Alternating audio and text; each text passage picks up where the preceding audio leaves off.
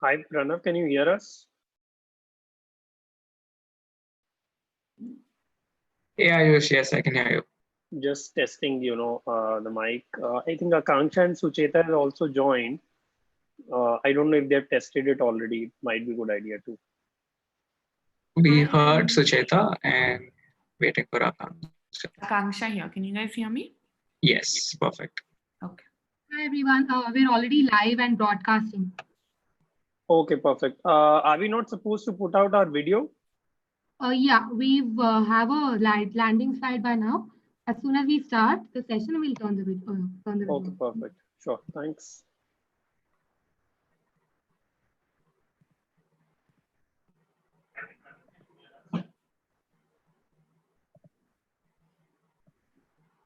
Yeah, yes, I can hear you. Just testing.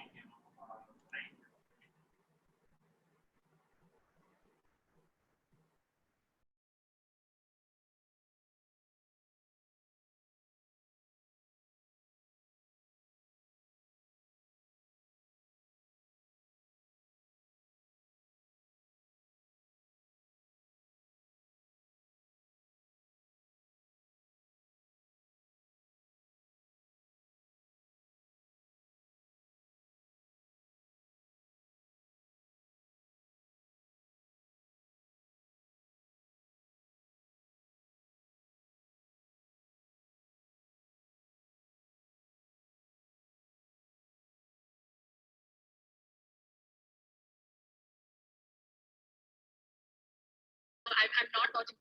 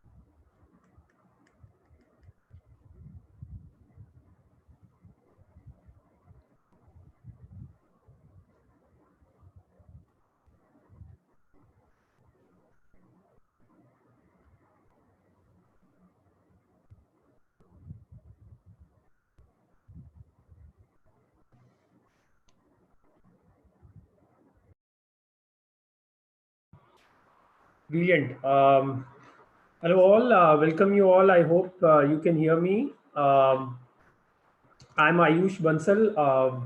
Just to give a brief background, I run a startup called as idreamcareer.com. The panel today and the topic for this session is building resilience. How can we really support our children to react and respond to this uncertainty that we are facing right now? And the session will also address some immediate concerns around college admissions, board exams, what are the careers and future for children, and also broadly, how are we going to deal with adversity? How are organizations who are working on the ground, and we have an excellent panel today, how are they reacting to this and equipping kids to be in more control of their future? I would like to start the session with a very famous quote, which relates to this entire topic and what we're going to discuss. It says, "It is your reaction to adversity, not adversity itself, that determines how your life story will develop." And I believe that right now, young students who are facing this entire challenge, the main point for them is how they react to this situation now, right? So proceeding with this quote now, I would like to first give out each of our panel member to introduce themselves. Let them introduce the entire organization themselves, and also answer a very specific question, which is what are the challenges that they are seeing right now among their community of students as a result of entire COVID-19 crisis. So over to Akanksha, who is Chief Program Manager at Teach for India. If you could start with your introduction and answer this question. Thanks, Ayush. Hi, everyone. My name is Akanksha. I am part of the leadership team at Teach for India. We essentially run what we call a leadership development program. And so many of you would have heard about the Teach for India Fellowship, which is a 2-year program through which we bring in some of the most passionate young people in the country who are college graduates, young professionals, to directly teach for 2 years in government schools and very low-income private schools. And the idea is that by really being on the ground for those 2 years and working with some of the most vulnerable populations, you'll get to see the realities of what's happening in education at the grassroots level. And after the 2-year fellowship, our alumni are free to do whatever it is that they choose to do. But we believe that something transformational happens in the fellowship, and no matter where they end up, whether it's continuing to work in the education sector, many of them also go back to the corporate sector. But increasingly, we found that no matter where they are, they actually continue to impact the problem of education inequity in our country from various different angles. And that we believe is essential because to really transform the state of education in our country, it's not just what we do as educators, it's going to need to happen from all different angles, which include what happens with our governance and policies, as well as how corporates work, and obviously what happens in the sector itself. So that's a little bit about what we do. In the fellowship itself, currently we have about 1,000 fellows, and so each year we bring in a class of about 500 to 550 fellows. So we work directly in 7 cities, and the students that we work with, because they're in the government school system, often tend to be children from migrant families. And usually on average, the family monthly income is between 10 to 15,000 rupees. So based on that, I used to go back to your question, which is what are the challenges that we're seeing with the students that we work with in that setup within the fellowship. Some of these are already much talked about now over the last few weeks. So obviously we're seeing that because these are migrant populations, we're seeing a little bit of the trend of families going back, given that they've been struggling with livelihoods. So we've seen that with some of our families. Although I will say, given that we're in cities, we've not seen as big of an exodus. So, it's impacted about 10 to 20% of our kids, which is a rough estimate that I have, but perhaps not what we're seeing in other towns in the country. Obviously, access to essentials, basics. So about 40 to 50% of the 32,000 families that we work with across the country, we are seeing are struggling to, have their essentials in place. The other much talked about phenomenon is kids being stuck on the wrong side of the digital divide. So that is very much what we're seeing with almost 50 to 60% of again, those 32,000 families in different forms, so in some families, obviously, because, incomes have completely evaporated, they might not even have access to a smartphone and definitely not the means to, top up. But in other families, we're seeing that amount being diverted to essentials, and therefore, data is definitely something that's an issue. And so obviously we're all talking about the fact that while, the middle income and high income peers have immediately moved to Zoom, the kids that we're working with are definitely struggling to get that basic connectivity in place, and therefore our ability to connect with them, to teach them. And then obviously, unfortunately, what's also happened because of the lockdown in this segment is also rising physical and sexual abuse that's happening in homes. So all of these together are things that our kids are struggling with. I want to go just one layer deeper because, I know these trends have been much talked about, but I'll tell you what else we're starting to see. I think, when we talk about a holistic education, the knee-jerk reaction, and us included, has been to quickly try to move and provide kids everything online, right? But I think one of the challenges is definitely going to be that kids actually need much more than that. So, just virtual learning is not enough. Kids are going to need extracurricular activities and physical activities and mental and emotional well-being, and those are absolutely going to be challenges, how to make sense of everything that's happening in the world. And so the social emotional learning piece is going to be a big challenge, and we're already seeing that. The other interesting thing is, while all of us are very aware of the data, the digital divide, interestingly, we've all well-meaning, but we've all created unfortunately a space where our kids are now we're finding our families are having to pay more for data than ever before. So just yesterday I was speaking with an 11th grader student, one of our kids, who was telling me that currently she has to attend online classes from the state government, and then there are online classes that her school is holding. And then some of these aspirants also are enrolled in, your FitG, which has also moved online. And she's saying, actually, unfortunately, some of us are having to log through multiple devices. And in a time when, family incomes are already constrained, this is becoming a huge cost that we're having to undertake. And so I thought that was really interesting, because one thing that as partners in this work, we're going to have to become cognizant that not only time, but data is just a huge constraint today for many of the kids that we work with. So just putting that out there also as a real constraint that has come up in the work that we do with the Sure, very interesting. I think, one of the questions, which I've been even thinking about is, has technology become a very, I would say a barrier for a certain period of time, right? When it comes to education, because students from low income families do not have all of them having mobile phones and internet. Has technology has actually become a barrier for mid and high income family students who have those resources to access online education, but not from low income families. So I think that's a very immediate challenge that we are seeing. And all said and done, as you said, that there are bombarding of classes and sessions happening all around. I think it will even take some more weeks now to stabilize that.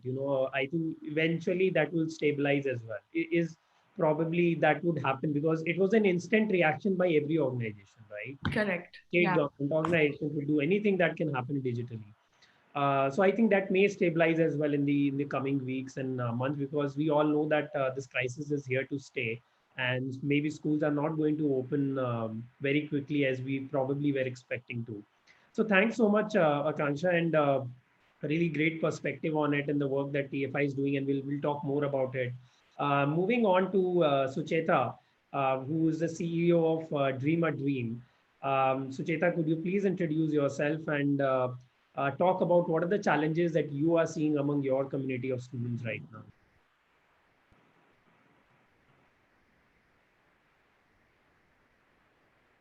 Thank you, Ayush. So Dream a Dream is a non-profit organization. We were started in 1999, and we empower young people who come from vulnerable backgrounds to overcome adversity and prepare them for the fast pace of change in the world by developing their life skills.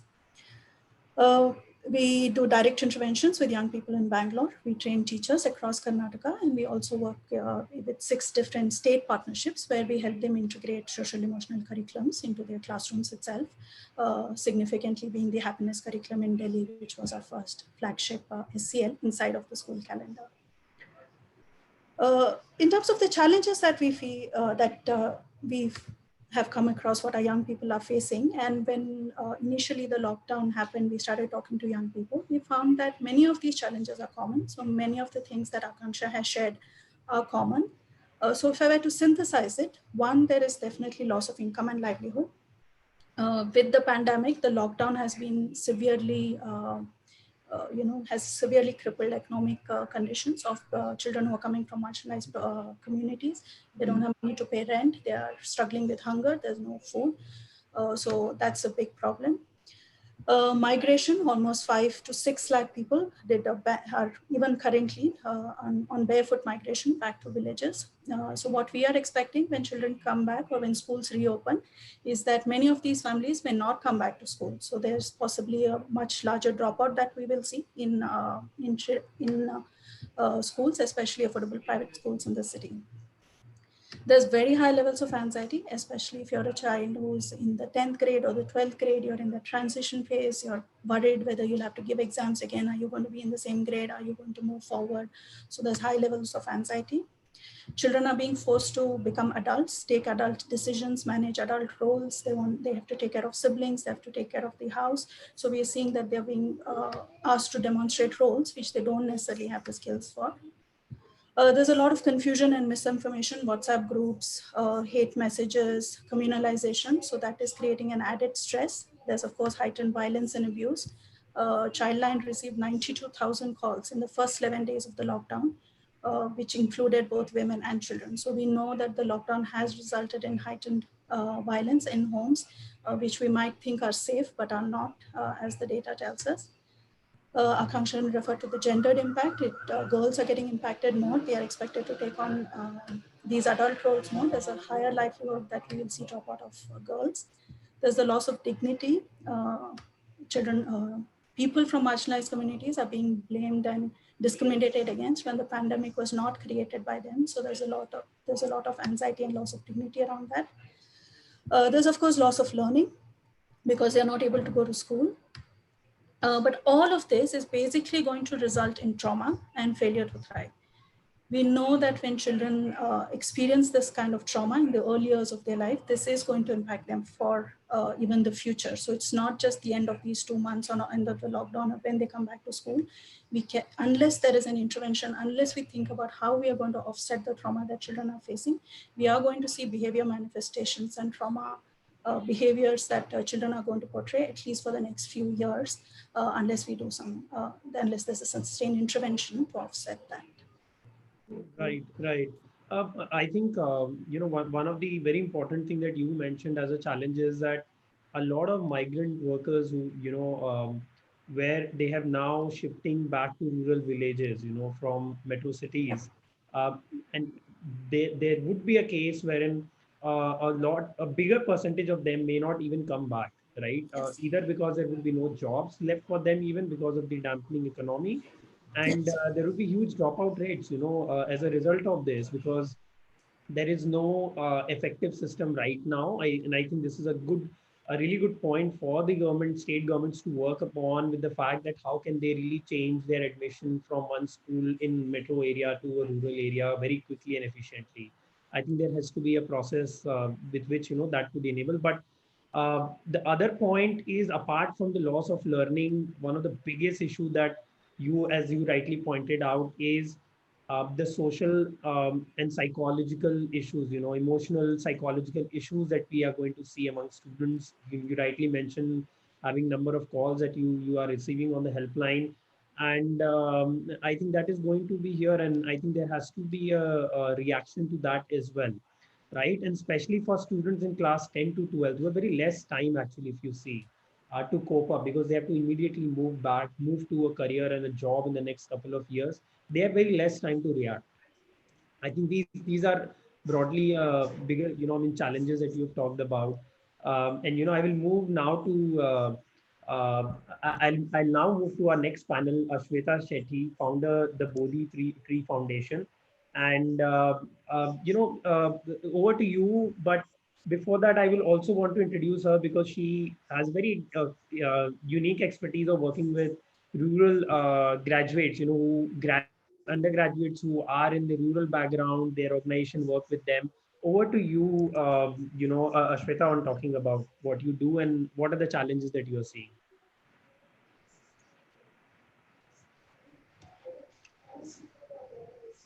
Thank you so much. So I'm Ashwita. We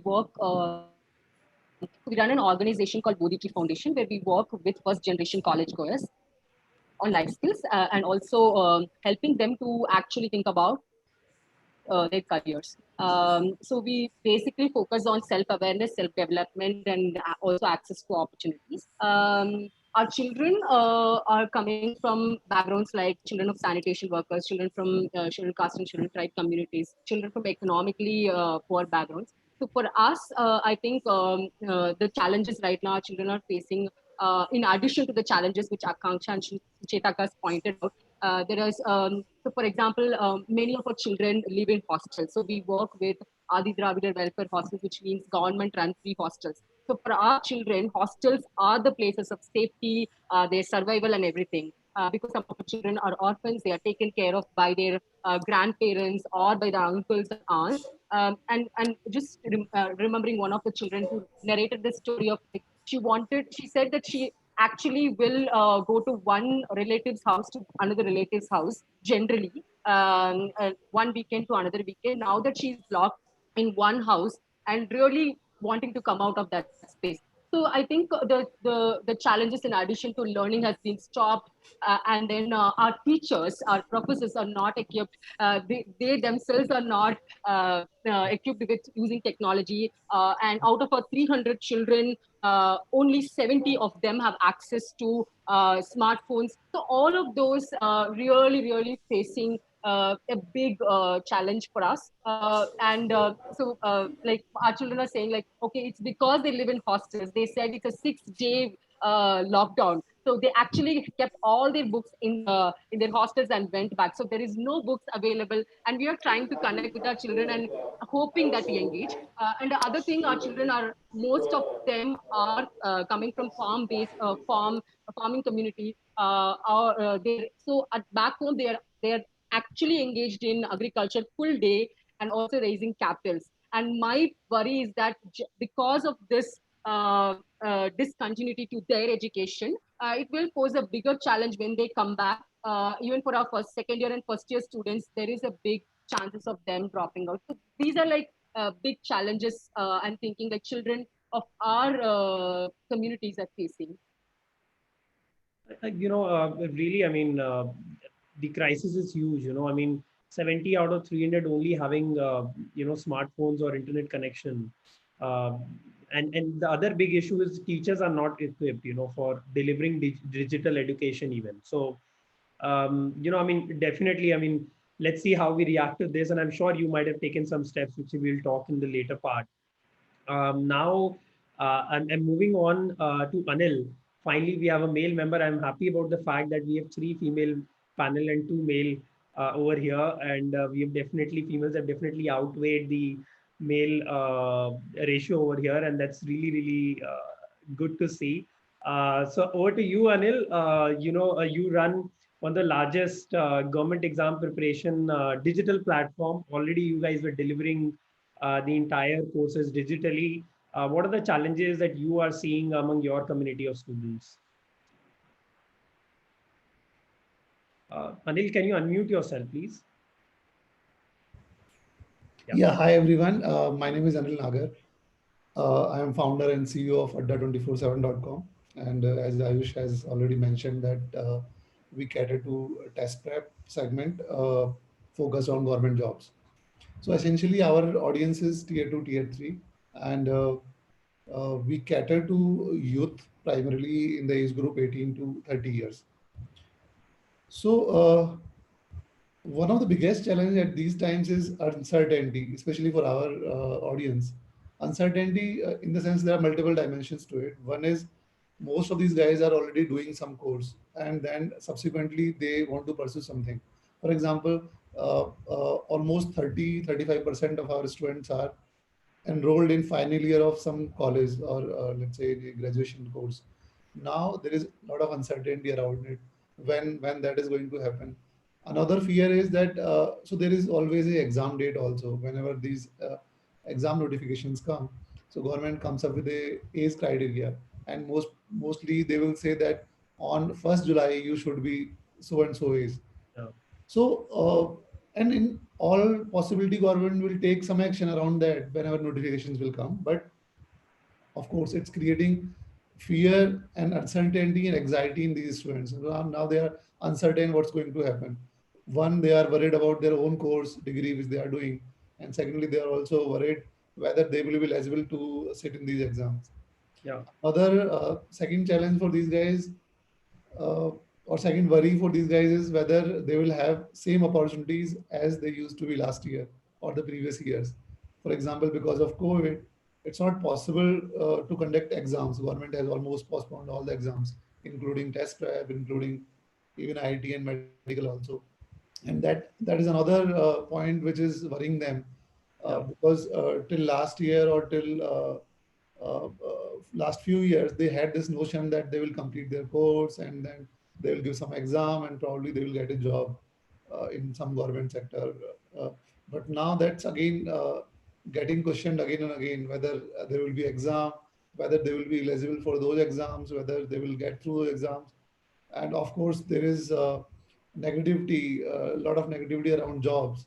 So jobs in private sector are getting lesser and lesser day by day, and there's a lot of firing also on the other hand. Yeah. That's another point which is creating huge panic in these students. And what they feel is earlier they used to think that okay, now one of the choices that I can get some private job. Another choice is that they might apply for a government job. It's another thing whether they will get it or not, but there was a hope and there was a lot of positive hope around it that they had multiple options. But now these things are worrying them. And the biggest thing out of this is uncertainty because nobody knows what's going to happen when the is going to open, when they are going to get their degrees, when they can apply for jobs. So yes, our audience is effective in terms of business model for us. Uh, so there's not much change because already we were doing online only, and most of our audience already has mobile phones and devices in their hands. But because of the whole situation around examinations and uncertainty around their courses, it is actually creating panic in these students. Yeah, yeah. I think one of the major gap here, which is going to come, which we are also seeing at Itinker, is the information dissemination and the dynamism involved in these exams, the changes in the process, the selection process, the dates, etc., the eligibility, all of that. And I think how the young students in that age group are going to get this information, at the right point of time, because there would be even lesser time for you to react. There will be less time given for form submission, etc. I think that's one of the major challenges, and obviously psychologically it is creating panic. Though the exams will happen at certain point of time, but it's just the human behavior with which the panic is being created. Right. Moving on, Akanksha, and now we'll move to a section of, we have talked enough about the problems and the challenges. Now moving on to what are the actual interventions that we are doing, how are we all reacting to this entire situation at our organization level? And Akanksha, tell us, at Teach for India, what are the top practices that you are seeing, some of the few very interesting, innovative practices that TFI fellows have been implementing to cater to this crisis, to react to this crisis, so that students can learn, or maybe apart from learning as well, what else support that they have been providing them. Can you share a few of them? And also as an organization, how have Teach for India also enabled their fellows as well, during this time to be resilient? Because your entire model depends on TFI. If they are not resilient, how would they really deliver pass this on to the students. How have TFI enabled their fellows as well? Yeah. Yeah.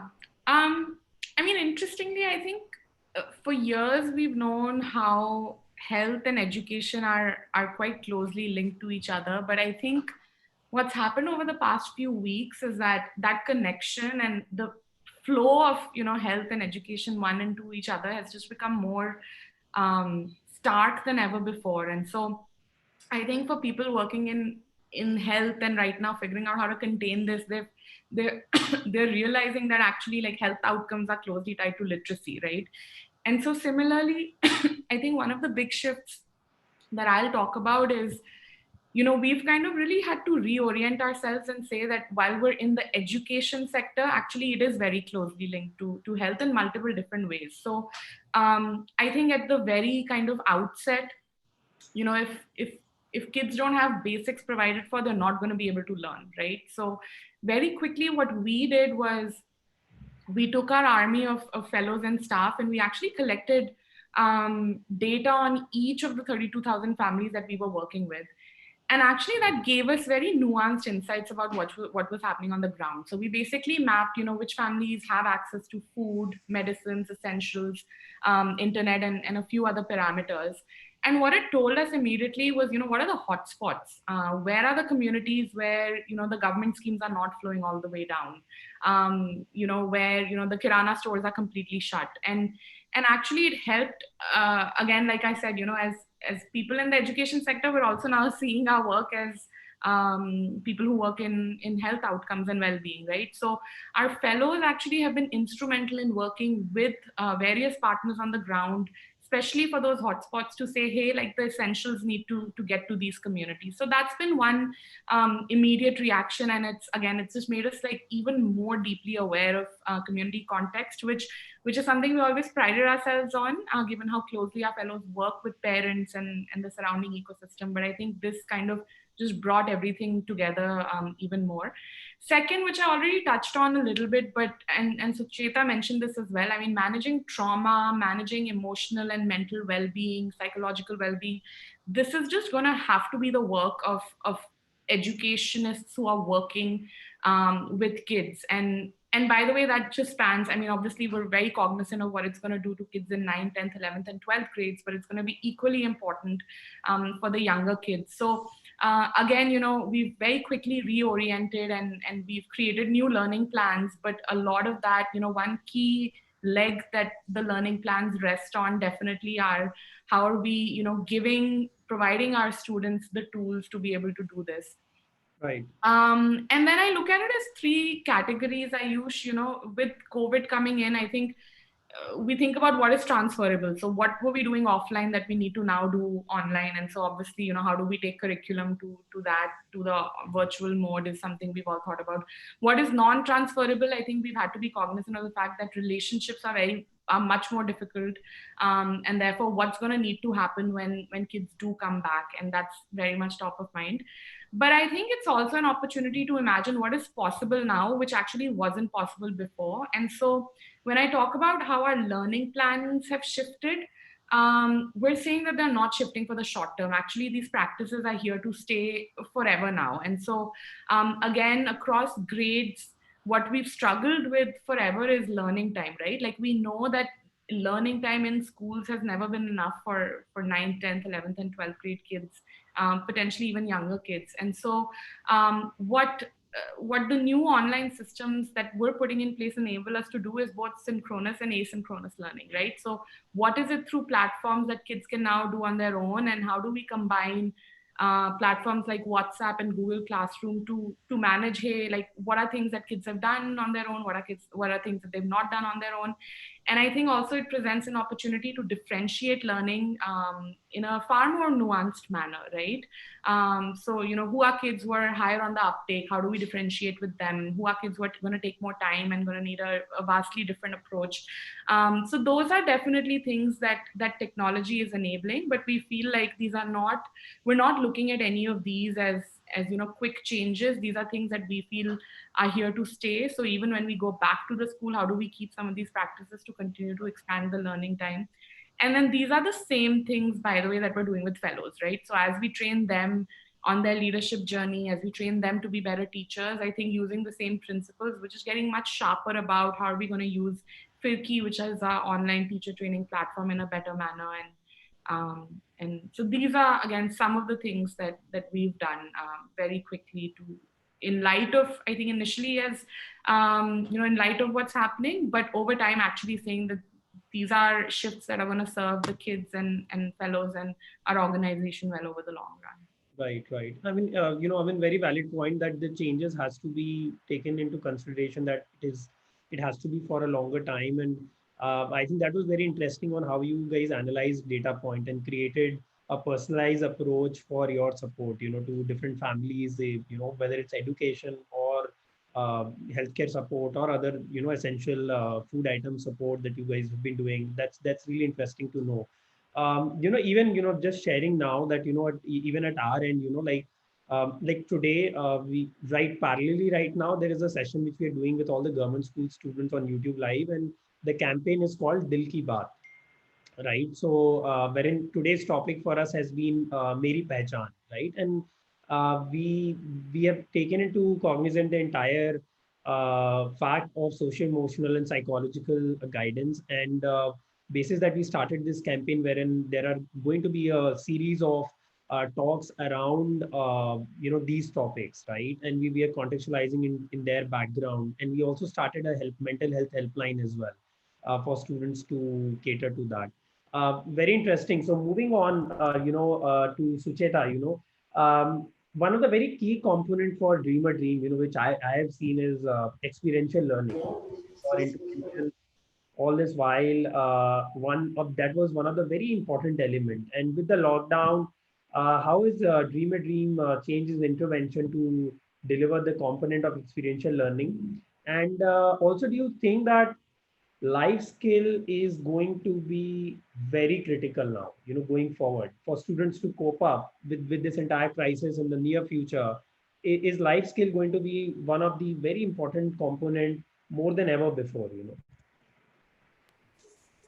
Thank you, Ayush. So in terms of experiential learning, yes, life skills is very experiential, and that is why I believe that children have had the most amount of learning in the last 2 months about life than maybe they've not in their whole life, in fact. So for us, experiential learning is not about what happens experience. It's not activities, it's not art forms. It's about what is life teaching you and how are you able to build the life skills to respond to that life. So if you ask me, I think children are having the biggest lesson right now.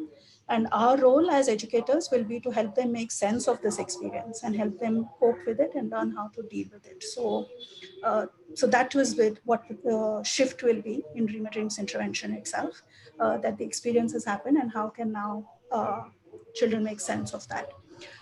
In terms of life skills being important going forward,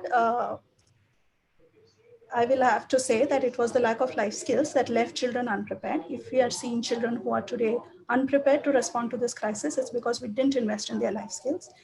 So yes, life skills is critical, was always critical. I hope that this crisis and this pandemic will wake us up to the fact that this needs to be the focus, whether it's of education or youth work or preparing children for jobs for the future. The future is here, it's uncertain, it's unpredictable, it's challenging, it's complex. And we need to look at what are we preparing our children, how are we preparing our children to respond to this? Right, right, right. No, very important, very important. Ashmita, while you work with rural graduates, you might be seeing that a lot of migrant workers are now moving back to the villages and the rural areas that you work in. And with these sectors, certain sectors going on, what are you suggesting to students, at the college level? Are you suggesting to pivot their career decision or pathway that they already thought about? Um, are you suggesting them to look at ways to change their career path in case the sector or the job sector that they were looking has been hit now? So this we basically the migrants are coming. It's a very, very recent phenomenon that we have people from Mumbai and coming into villages. So I really, I really don't know how to predict this. What kind of career changes my children would have have. But basically, our children generally work in and around the city. They don't really move out because 90% of the children we work are girls. But I think because there are lots of changes in terms of career and in terms of higher education, basically many of our children are not applying for higher education, for fellowships and all of those things because their parents are not allowing them to apply because Chennai and places like Delhi, they are not going to go out. So that's one thing. Higher education is not going to happen. And also in terms of career, we are because of this whole thing. We also realized that we had some time with our children to really equip them. So we are doing English language training. We are doing conference calls on different types of careers. We are doing mentorship programs for them to really understand, giving each one of their children a mentor so that this time they can really understand what kind of careers they want to go into if something changes. So yeah, I think I really don't have a thought about the migration coming back, and what kind of age group is also coming back is also something we have to think about. What kind of jobs they are employed there, and how is it going to affect the village economy in many ways. I think our children are having a very different challenges in terms of this pandemic. Right, right, right. I mean, I mean, adding on to that, I also, personally feel that that career decision that students were taking, they have to look at, they have to evaluate that back, especially the one who are appearing in class 12, who have appeared recently and we will be appearing for some of the subjects that have been left, or the one who have moved to 12th right now, especially for these two category and the final year of college students as well. Because the sectors that probably they were looking at and who have been, majorly hit, like let's say travel and tourism, they will, it will take time for them to revive and there will be a scarcity of jobs. So taking, they pivoting to probably different sector or looking at a different skill to move on to a different sector is very, very critical for them. And I think that is what you're doing with your personalized mentoring program, with wherein mentors are supporting them to understand this change and what and how they can pivot actually. Anil, there's a very interesting question actually for you, which is that there are two thoughts now, right? While the economy is going down, either demand for government jobs will also go down, or actually it will be the only category of jobs which will be available in the near term, because due to private jobs are also going to cut down on its cost and the jobs will be cut down. What is your take on this? What will happen, and what change do you see actually in the aspiration among Indian youth for government exams and government jobs, which has been really high as on date? So Ayush, in such times when there are lesser jobs in private sector, so obviously demand for government jobs are going to increase, and also in the context that we are going into recession, and which means that uh, there will be lesser jobs and there will be a lot of job cuts, salary cuts. So, in of course, in such kind of situations, importance of government job is going to increase. So, one of the biggest reason why people apply for government jobs in India is lack of jobs. Although what they say is that government job gives you more job security, but reality is that people apply for government jobs because there are no jobs in private sector, right? Every year we have 40 to 40, 50 lakh people who come out of college, university, but hardly 10% of them get job in private sector, right? So the biggest problem is jobs. So anyways, if there are no jobs in private sector, so people are going to prepare for government job. See, so there is a difference also in terms of actually getting a job and Yeah, preparing for job. I So think so. so we help them prepare, right? So, and again, the process is 1 year long. So people generally take up 2 to 3 years to get a job in government sector because number of jobs are very less. So what we feel is that certainly importance is going to increase because anyways there are no jobs in private sector. Secondly, on that front, that the first point you said that because economy is going down, so will the jobs will also go down, and accordingly the charm of government job will also go down. So what we have realized over the years is that uh, it does not depend on number of jobs per se. It depends on the number of exam notifications will government comes up, right? For example, government might say that, okay, this year we are going to hire, uh, let's say, X number of people in certain segment. Let's say in banking, they are going to hire 10,000 people, but in teaching, they are going to hire another 10,000. In defense, they are going to hire another 10,000. So the trigger for these guys is there is a notification. 10,000 is a big number if you look Yeah. at from number perspective, but if you look from overall aspirant perspective, it's very small number. I'll give you rough figures. In recently there was an exam for railways, and number of aspirants were 25 million, so almost 2.5 crore people, and number of jobs were around 1 lakh. So success rate is even far less than 1%. But people apply because they see a hope there. There is a chance. Anyways, they don't have a job. So what to do? Preparing is a constructive activity, and from government perspective also, this is one of the tool to engage our youth in in a constructive construct. So yeah, my feeling is that importance of government job is going to increase just because there will be no jobs in private sector, Right. lesser number of jobs, and recruitments will happen because anyways there are so many vacancies lying vacant in government sector. So so it's not that there are no vacancies as such. So there are open positions which are lying vacant for years now.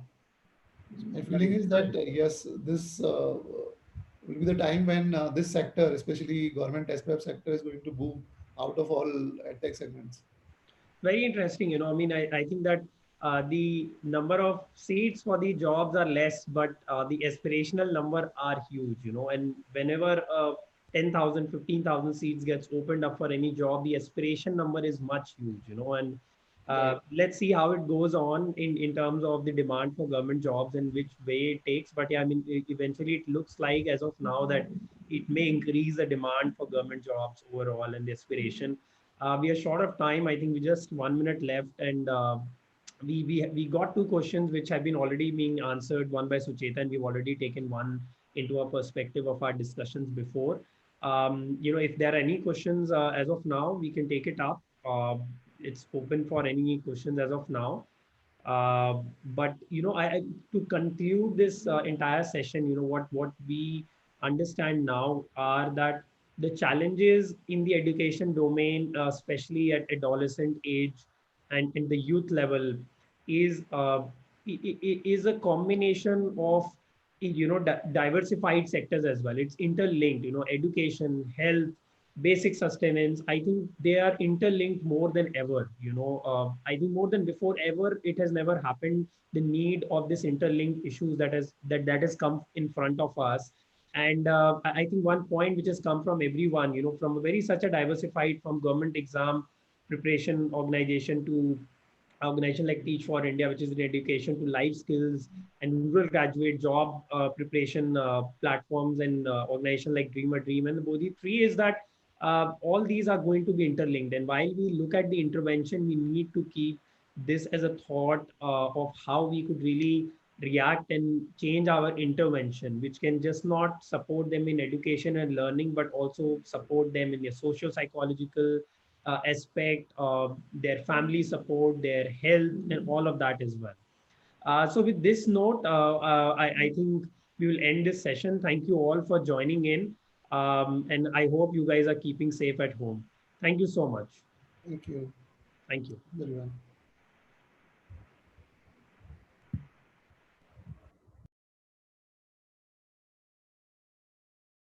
Hi guys, do stay in the room for our next session, which will begin at 6 p.m. Session is going to be on how education NGOs are responding to COVID. Thank you.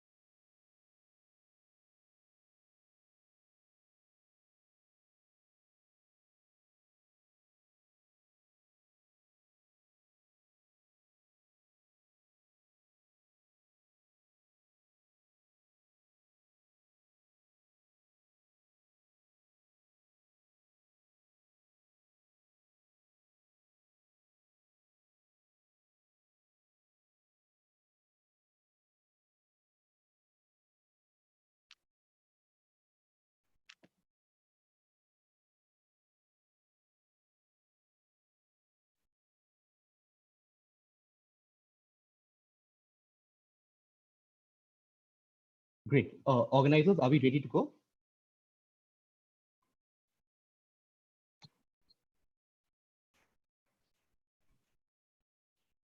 Super. Hello and good evening, everyone. Thank you for joining us on a Friday evening. And I think there are very few Fridays on which it is possible to have. So I know it is a bad situation out there, but somehow let's try and make the best out of it. We have like fantastic panelists here. Before I go to the panel, a very quick introduction about myself and about the session. My name is Praveen. I work and lead a CSF strategy work, and I've been working with Central Scale Foundation, which is a philanthropic foundation working on school education for about 6 years now. Given that this is the last session for the day, I thought what it might be useful for it to be like visualized as a kind of a summary panel for the discussion that we are having throughout the day. So if some of you who've attended other sessions would have talked about how, right from Ashish and Rukmini's session to talk about like high level macro issues related to COVID, to thinking very deeply about how teachers, how organizations are responding to it. I thought this might be a panel where we could almost consolidate all of that learning and have the leadership of some of the most prominent not-for-profits talk a little bit about how are they thinking about this entire unprecedented situation affecting the ecosystem that they work in. So for example, how is it affecting their projects? How is it affecting the kind of work that they're doing in the communities? So that's at one level. Moving from there to a little bit talking about organization as a whole and internal. It is a challenging time for the not-for-profit sector. How are some of these leaders managing both that transition as well as uncertainty? And then I would want to ask them a little bit about, at a personal level, how are they trying to keep sane, guiding, navigating, managing their entire organization, if at all that is possible. So that is like a frame for discussion. And I'm delighted to have a wonderful panel. Let me very quickly introduce them. I have with me Sujata Sahu. She's the founder of 17,000 Feet with a mission to transforming lives in rural Ladakh. She has also been instrumental in helping shape their education strategy. And I must say an organization with probably the most scenic place to like work with. So welcome Sujata. Thank you. We also have Saurav Banerjee. Saurav is the country director for Room to Read, one of the most prominent not-for-profits working on the issue of literacy and girls' education. Welcome, Saurav. And finally, the third panelist for the day, we have Maharshi Vaishnav from Educate Girls. Educate Girls, as you know, is focused on improving outcomes for the girl child. So with this, let me very, very quickly go to the first panelist. And again, in no particular order, so maybe we can start with you, Sujata. Sujata, as you think about like how COVID-19 is impacting your external organization, okay? You talk about like say the projects that you were working on. How are you just dealing with it? Could you just give me the entire people, the ecosystem which is watching, a little bit of a frame about how 17,000 Feet is trying to deal with this external situation? Okay, cool. First of all, this is a great forum. Thanks to the Nudge and CSF and Dell Foundation for having this. So yeah, I work in scenic Ladakh, and the not so scenic part of it is that Ladakh is actually extremely rural and remote. 90% of it is rural.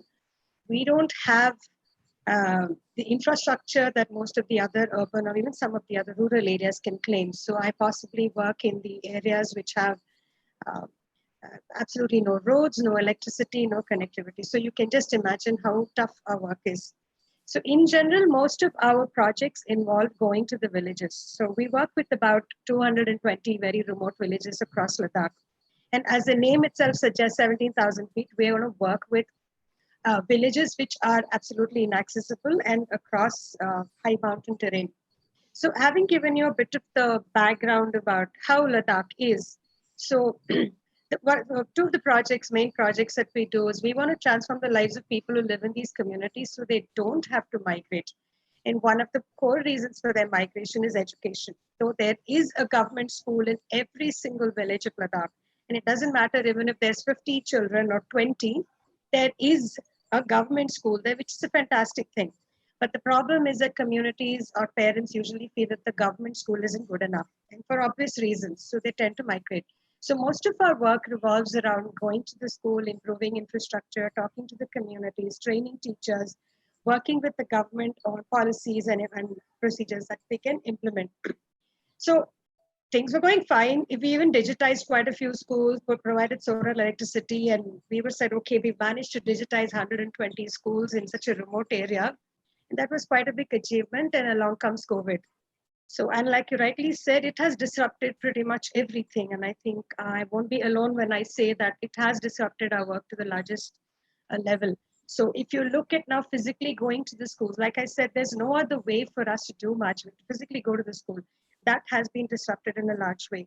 We can't do much by way of, so most of our infrastructure projects, our teacher training projects have been come down to a standstill. Even our community workshops that we do are at a standstill. And you have to understand there isn't even telephone connectivity in these areas. So everybody talking about EdTech and mobile and SMS and WhatsApp, it's a far cry. So, but having said this, like you all know, the schools have stopped. So, but there's no other way but to go back and look at how can we still continue to support the communities that we work in. And they are facing issues. One is interrupted education. And there are other as well. They're also dealing with cases of COVID, which could potentially reach their villages. So a few initiatives that we're working on right now is, so we've been working with teachers, those that have access to WhatsApp. And these are the teachers who would have come in possibly to the cities before COVID started. And I have to also say one more thing. The one more unique thing about Ladakh is Ladakh schools have been shut since December.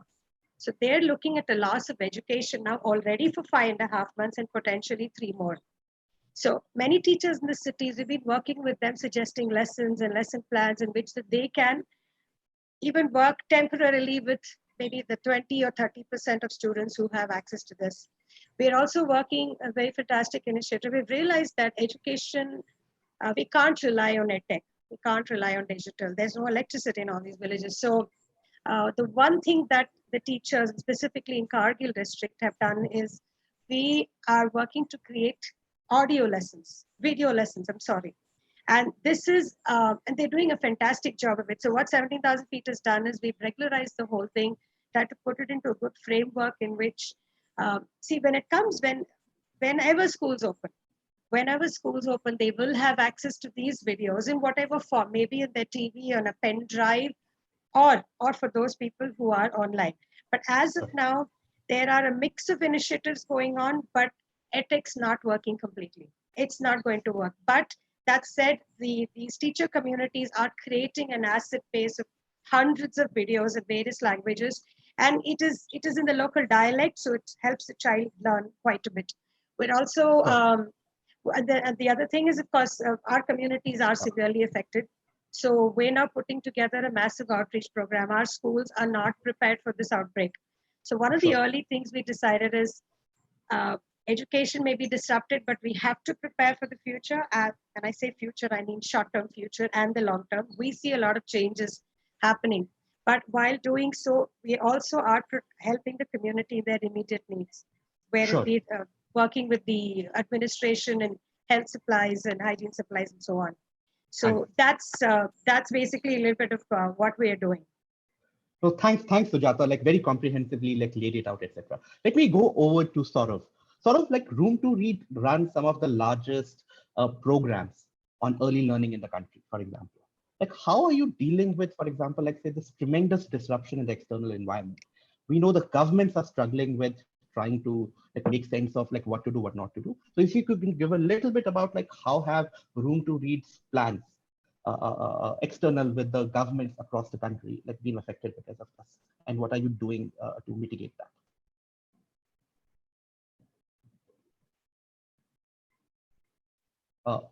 Sorry, I was muted. So thank you for giving the opportunity, and thank you, Praveen, for raising this question. So as you rightly said, Room to Read has been largely working on the early grade literacy space and the girls' education space.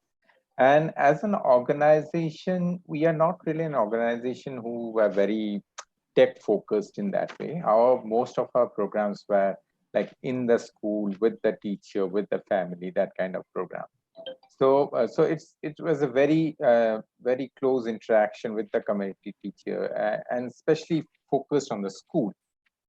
So obviously, when this COVID thing struck, it was a big challenge because the schools closed out and all our activities were actually in the school. So so we kind of for the first few days, I would admit that we were quite at a loss that what is to be done now if the schools are now closed. But thankfully, Room to Read, also being a big organization, has a certain amount of resilience. So I think there was one track of Room to Read which was already working on a digitization plan of how you kind of digitize a lot of products that we offer to the school. So what we did was we kind of fast tracked that. So a lot. So post COVID, what happened? There was one section of our staff and program team who was working on fast tracking the digitization efforts. So that included things like, digitizing our storybooks so that they can be accessible over video, over television, over WhatsApp and whatnot.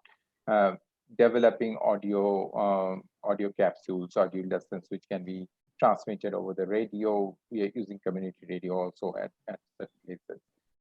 Also looking at on the girls' education space, we developed life skill lessons which can be transmitted to the girls over either a phone or a digital platform. So a part of the team was on that. The other part of the team was more working towards disseminating these products over various channels. So obviously, the first option was governments, and you're right that a lot of the governments have been very proactive in getting their act together. And I was just hearing Lokesh Yadav talking in the other panel, and a state like MP for matter, or UP, I mean, the way they have just turned around, got their act together is phenomenal. And so they have, and Chhattisgarh also, I mean, they have activated various WhatsApp channels right down to the parent level. So in a way, it kind of helped our work because then you could ride on to those channels and disseminate your program.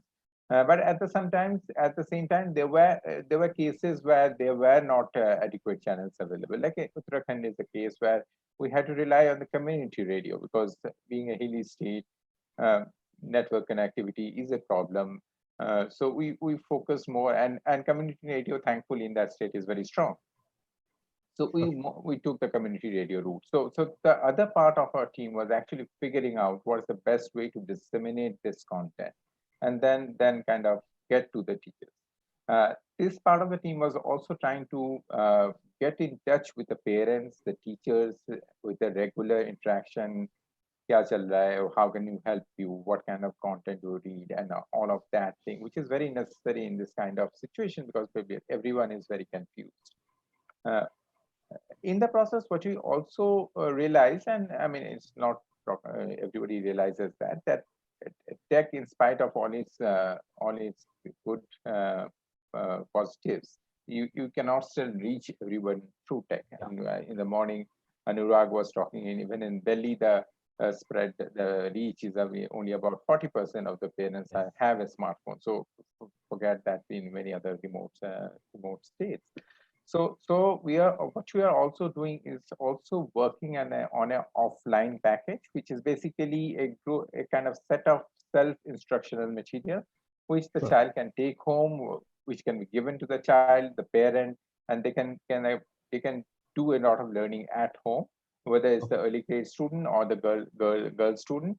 And I think going forward, that's what I see happening, because even once the schools open, it's not going to be 100% schooling happening everywhere, because it might open up in a green zone. Tomorrow, the green zone might become a red zone, and you have to shut it off again. And so you have to go. So you have to go in this online, offline mode for quite some time now. So I think that the focus now is to prepare for that eventuality going forward. Super. Great. Thank you so much, Saurav. And okay, also like thanks for a reality check. I think digital divide is something that like sometimes it is like, say, it becomes a blind spot for a lot of us. Let me go to the third panelist for the day, Maharshi. Again, Educate Girls is an organization which works both in school and outside school, serving some of the, like both in terms of the target segment, the girls, and also the kind of areas that it works in. How has it impacted your programs, Marji?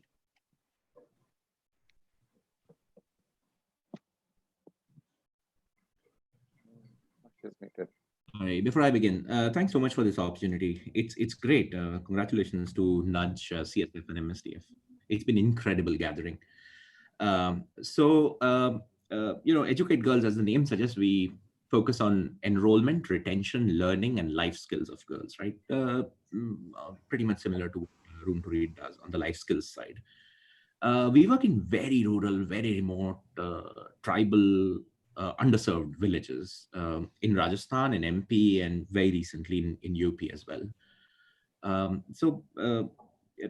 We go from identifying each and every girl who's out of school, working closely with the community and the local administration to ensure that the girl is in school. Then we ensure that she doesn't drop out. And then, of course, learning and life skills set in. And for this, we have a very heavy boots on the ground kind of a presence. So each and every village has a community volunteer. And then for every 6 to 8 villages is our first paid position. And then the hierarchy builds upward. So as we speak, we are present in about 17,000 villages, and about these villages have about a little over 30,000 schools. And to take care of these villages and schools, we have about almost 1,800 employees and about 14,500 community volunteers. So we have a large setup from community outreach perspective. This, we were not prepared for this. Obviously, this just hit us, out of the blue. Fortunately, however, what happened was we were in the very last fortnight of our program cycle, of our program year. The 1920 academic year was just about coming to an end. And, so was our program cycle. So we lost about 2 to 3 weeks worth of programmatic work in the field. But apart from that, the impact on us programmatically, project-wise, hasn't been very significant. Where it's making us rethink our intervention, rethink the way we deploy our resources on the ground, the way we train communities and our team members, is that we've been forced to very quickly pivot to digital. So all our field teams, anyway, we used to provide them with smartphones because our program villages and schools are geotagged, and we capture data on the field on mobile phones, etc.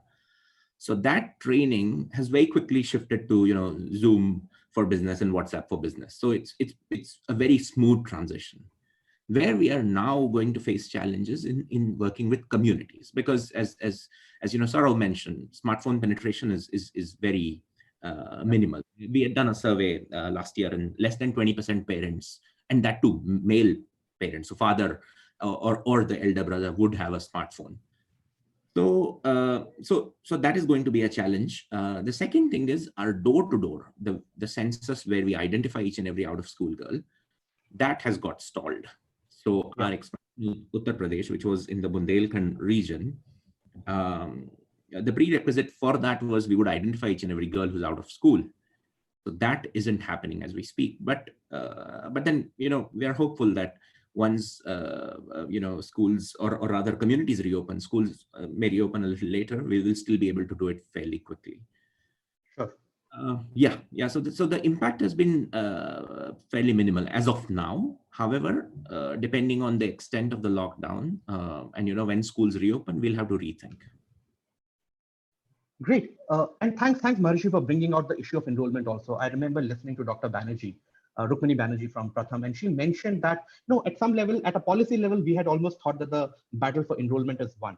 However, I think states would need to rethink about what is the impact, not only on the learning, which I think everyone is worried about, but also on ensuring that students enrolled in schools as well as attend regularly. And I think both are slightly separate issues, etc. And thanks to all the panelists, etc. I think you brought it wonderfully of how you are trying to deal with this massive external shock almost, etc. But if I just take a little bit of a step back as well as go a little bit internal into your organizations, how are you as leaders of these organizations, what is your decision-making framework about both on the harder stuff? We talk about financials, we talk about employee retention, we talk about like what to do, what not to do, and also about softer stuff, like being able to do something for the community, like being able to serve, about employee morale, etc. So just as leaders of these organizations, like how are you even, like, say, thinking about doing it, etc., especially around the decision-making framework? So, and let me go in the reverse order. So Maharshi, maybe like if I can start with you, how's Educate Girls internally thinking and dealing with it? So as I mentioned, we have a very large workforce in the field, right? The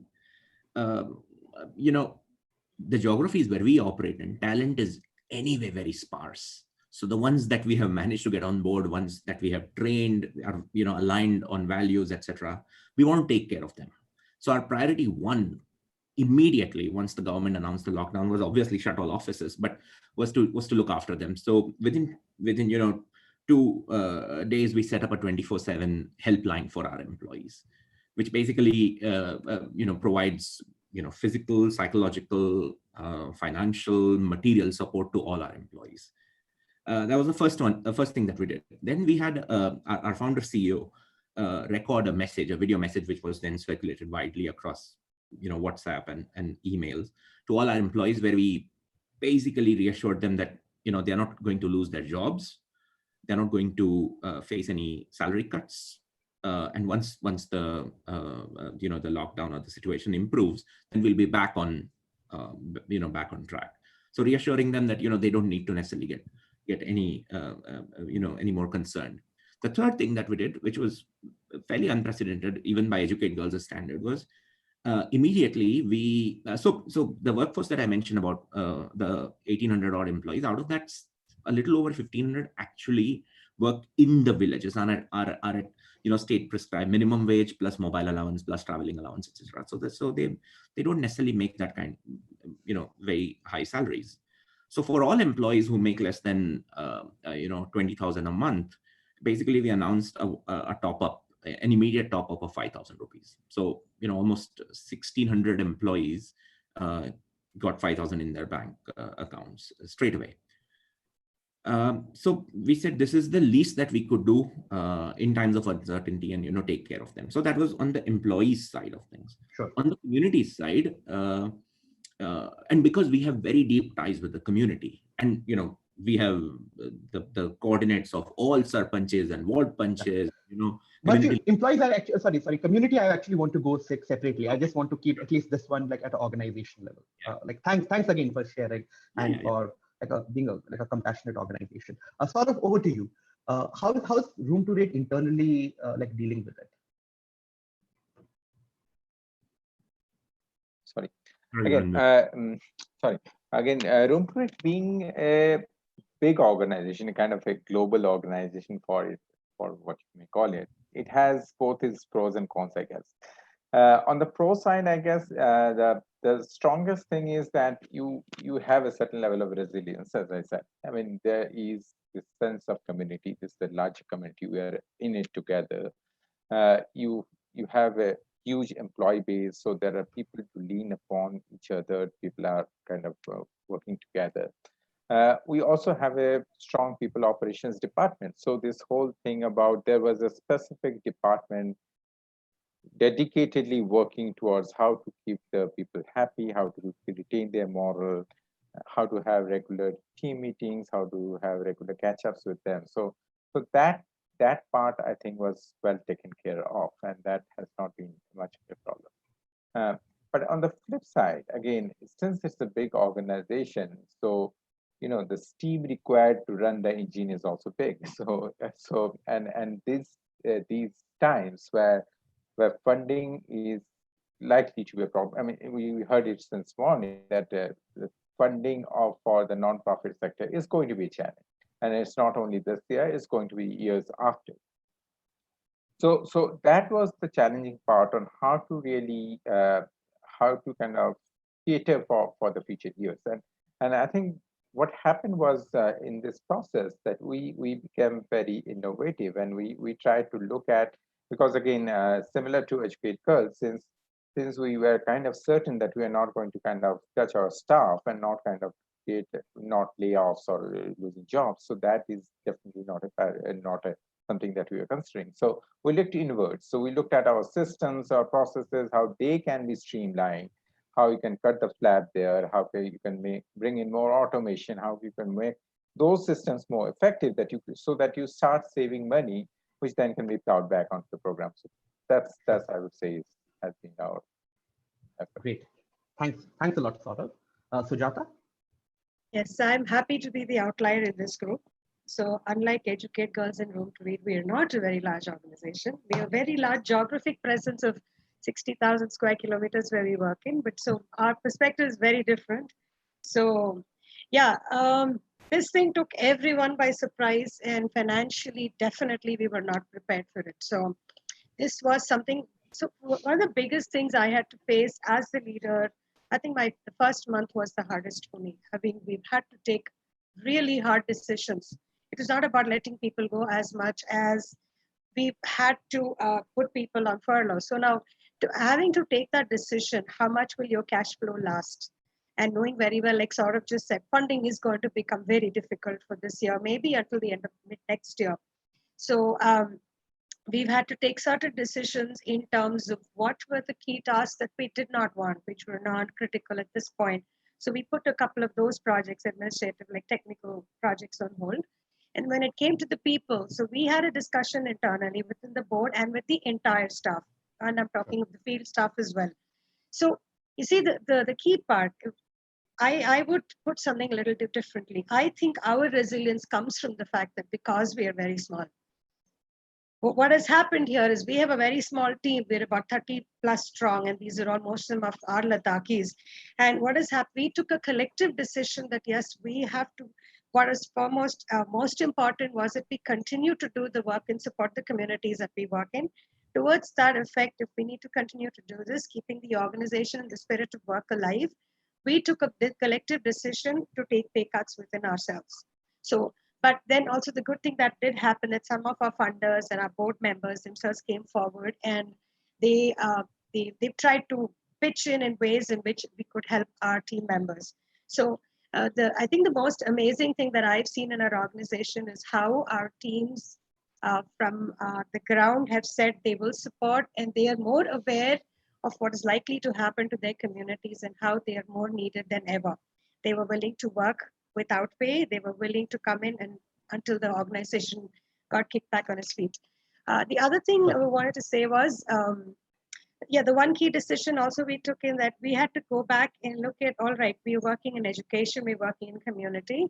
Our digital programs, like Saurabh said, though we had digitized and we have actually an offline-online solution, but it still required somebody to come into the school, but we could not execute them because everyone was stuck at home. So we had to go back to the drawing board and say, do we get into something else? I mean, do we still continue to support our communities? And that is where we took a call as to also help the government, help the local administration reach out to these communities, because that's what we're good at. We have such a deep-rooted presence. So we have now expanded programmatically, and we continue to support this, and this too shall pass. I'm quite confident of that. Thanks, Sujata, and thanks to all the panelists. Let me just open the floor for questions, and I see there are a couple of hands. So, Nomita, if you could, let's say your questions, and ideally, what we would want to do is just collect a few questions, etc., and then go back to the panel. So, Nomita, could you go ahead with your question?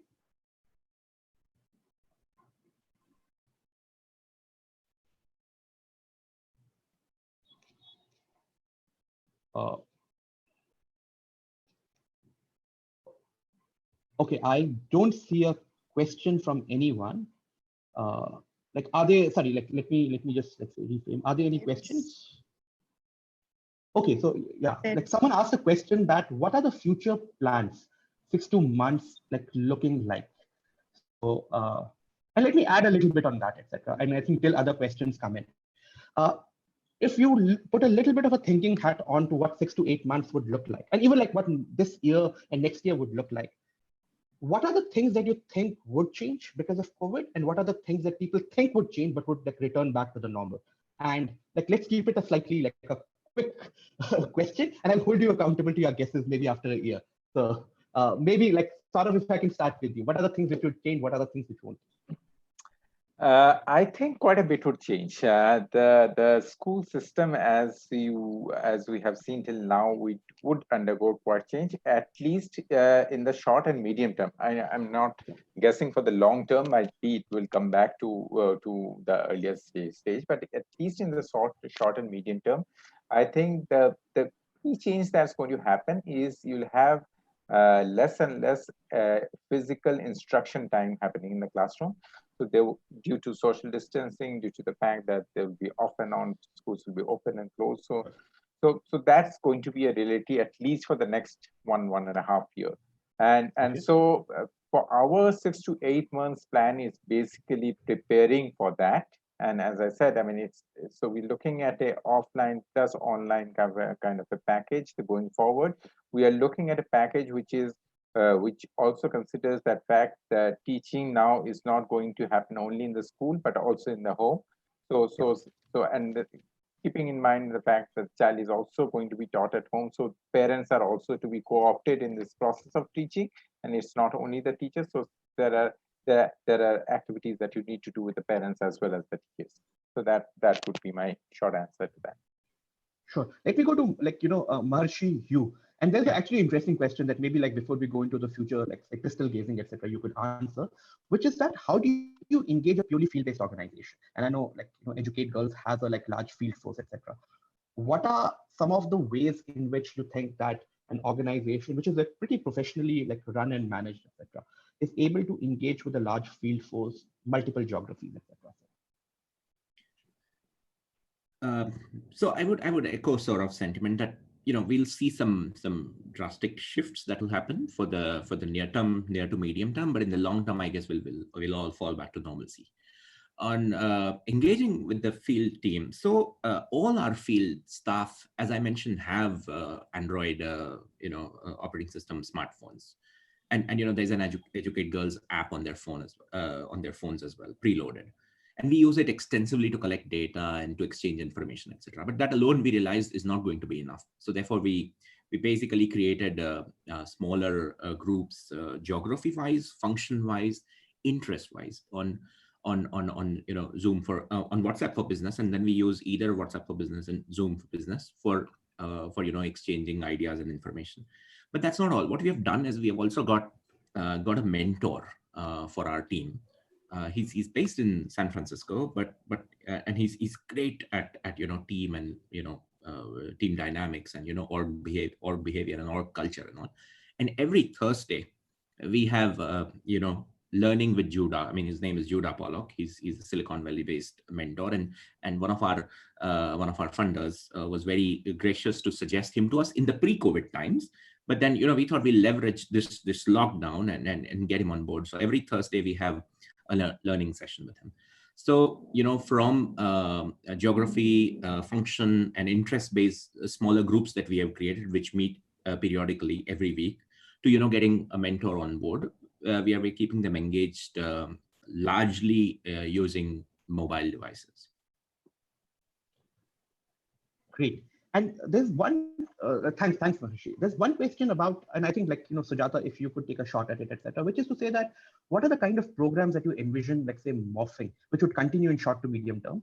And what are the programs that you might want to morph from a medium term? How are you targeting about beneficiaries? So I think this goes a little bit into your decision making. I know this is slightly more particular, but let's say for an organization like 17,000 Feet Foundation, what is your decision making framework of how would you prioritize, let's say, A versus B versus C? So so you see, there's one thing that's happening specifically in the case of Ladakh. What's going to happen with a lot of Ladakh depends a lot on tourism, correct? So with the tourism going to take a deep hit, most of the people or parents who have migrated to the cities for education are going to move back to the villages.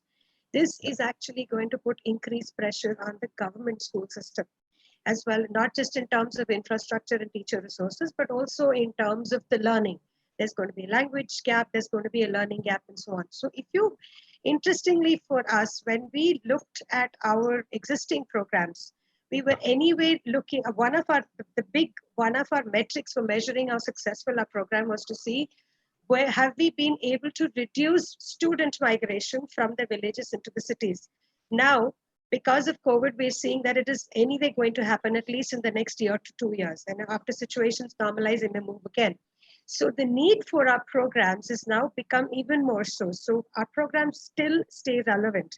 But the one thing that I think we need to add on, and it's a very critical need at this point, is to bring in the community involvement. We need to up this a lot more. I think Saurabh had also mentioned this one, which is, you see, with so much of in time and out time in terms of the lockdown and social distancing and so on, a lot of the learning has moved into the household. We need to work a little longer and harder with the communities. We're not talking about education, but we're talking about the need for the parents to be sensitive about for the children to learn. So I won't look at anything morphing in my case, at least in the case of 17,000 feet. But I think what we would critically add on for sure is how do we work with communities to help them support this influx of more children into the government schools, maybe their own children from private schools to government school. It's going to be a hard transition for them. So for the next 6 to 8 months, this is what we're going to do. And with the hope to sustaining this migration. In this case, we say that migration is a good thing.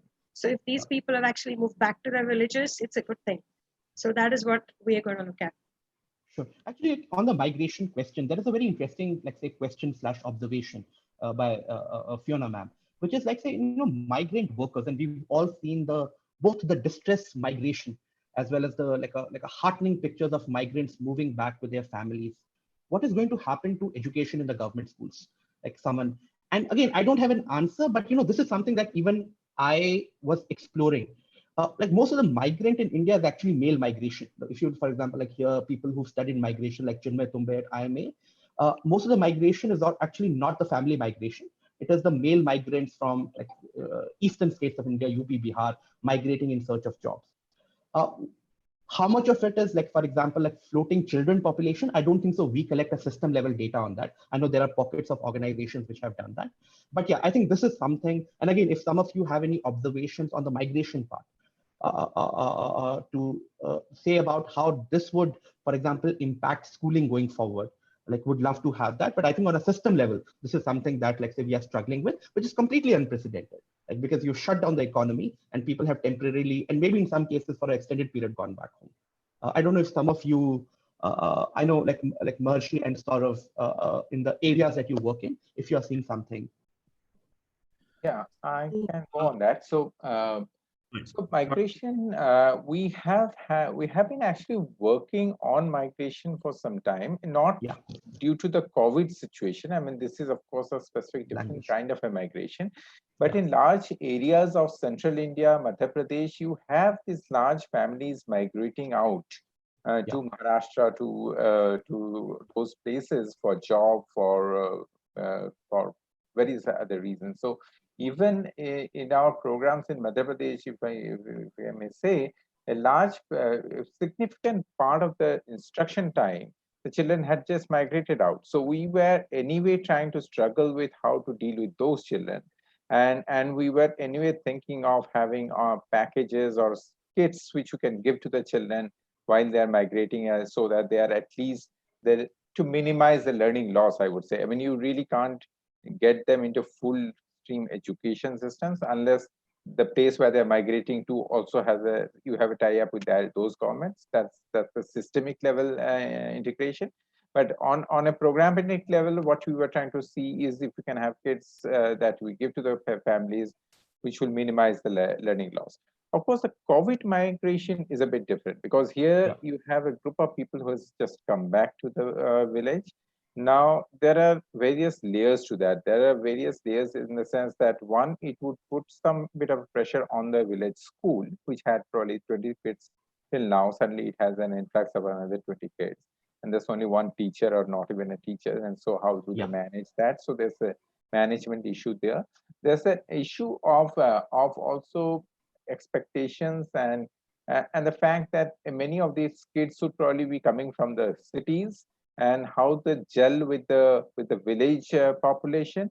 there's some more sociological issues that needs to be studied and seen how that works out. Those are things I think I can envisage right now of areas that we need to work on. No, an excellent point. I think, if like say 6 months down the line, we were to check how adaptive were our education systems, one of the criteria would be how quickly were we able to redistribute our teachers, keeping in mind the student population. Because like that's one of the toughest things to do. Maharshi, you had a quick observation, and we have 5 minutes, so maybe we'll just take one question after that. Yeah. On the migration bit, I'll take a minute more. So, there is this tectonic shift that's happening, right? There's this reverse migration that's happening. And a lot of men are returning back to the villages. So the immediate feedback that we are getting from our village-based field team at cases of domestic violence and child abuse have significantly shot up in our villages, in our program villages, because they are back home. There's loss of employment and income streams, and also there's overall stress, and it's just getting very difficult. So we fear, it's going to get increasingly difficult for girls to return to school. Sure, and with this, I think let me go to the closing comments to our panelists, etc. And there, I would want you to answer 2 questions. One is, if you were to advise either policymakers, school principals, etc., about opening up the schools, how would that opening of a school look like? How should they just one advice, if suppose you were to dole it out to school principals, whether those are private, public, etc., how should they think about the entire academic year or whatever would be left to it based on where we are right now? That's one. And second, as a leader, how are you managing yourself? Because again, everyone looks up to the leadership to steady the ship, as Lincoln talked about. How are you dealing with it, and how are you trying to keep safe? So yeah, we have 3 minutes. I'll just hold you to 1 minute per participant. Maybe Sujata, if you can go ahead. Sure. My first thing would be to headmasters and teachers. So one thing I would want to say is, you go back to school, think of the child and not of the syllabus. And I think the big thing we're going to see is, if and when they open, there's going to be this mad rush to, I have to finish, because they're very stressed. The teachers are stressed and uncertain, facing uncertain times themselves. So my first thing would be that, just connect with the child, because they themselves don't know what the children have gone through. So I would say that. And how I'm dealing with it, it's been stressful. Meditate. I actually started meditating. I used to do this a long time back, and I have to say my stresses have come back. So I spent some time meditating a little bit and listening to music. That helps. That helps. I look at old photographs of children in Ladakh. That really helps. Oh, wow. Saurabh? So on the school opening, I think the advice would be, again, as I said, we work on a system whereby you almost work on a 50% capacity of instruction. So to work with the schools to kind of set a realistic set of expectations of outcomes, what you can expect in this year and the year next, and then work towards that with a, as I said, with a home plus school kind of a structure. On how, from the leadership side, I think a couple of things. One, of course, is the big change for everybody from the organization level, from the person who is working at the field level, his job has changed, to the person who is working in the country level. So I think as a leadership, it is very important for us to first accept the change, acknowledge the change, and then manage the change. So I think that's a very core part of what we are doing as the leadership. Being empathetic is part of that whole process, because acknowledging everybody is going through stress, and so how we can be by their side is to the extent possible. At a personal level, I think one of the things that I've learned during this time is the skill of multitasking. I mean, I was never very good at it. I was very concentrate on work job and then move to the next. But now, with this housework and children and work, I have now become an expert in multitasking, I would say. Thanks, Adam. Maharshi? So very quickly, Dr. Rukmini Banerjee mentioned something very important this morning. I'm just going to repeat that. I mean, this is a recommendation to principals. Don't worry too much about learning outcomes and curriculum or having course khatam karna hai. Don't worry about it. please don't take your eyes off inclusion. Varna jo ye pichle do decades mein jo kaam hua hai on getting children into school, it will just get undone. So let's not lose our eyes, lose our sight on the inclusion, on the enrollment ball. So that's one. On the personal front, there's so much of overload of information that's happening. Emails and WhatsApp universe and television and all. So what I've started doing, and it's only been a week now, just lock myself in a room without gadgets, and I don't do anything. I just sit down on the floor actually here, and I don't do anything. I just sit down. That's all I do. And that's what has started having a calming effect on me. Wow. Thank you so much. And again, like very, very unexpected and very, very different answers from all three of you. Thanks so much for like being here on the Friday evening for this wonderful discussion. Thanks for the audience. I know this was a like late Friday evening session, like for participating. I'm sorry we couldn't take all the questions, but yeah, that's it. Thanks for joining. Thank you. Thank you. Thank you. It was a pleasure.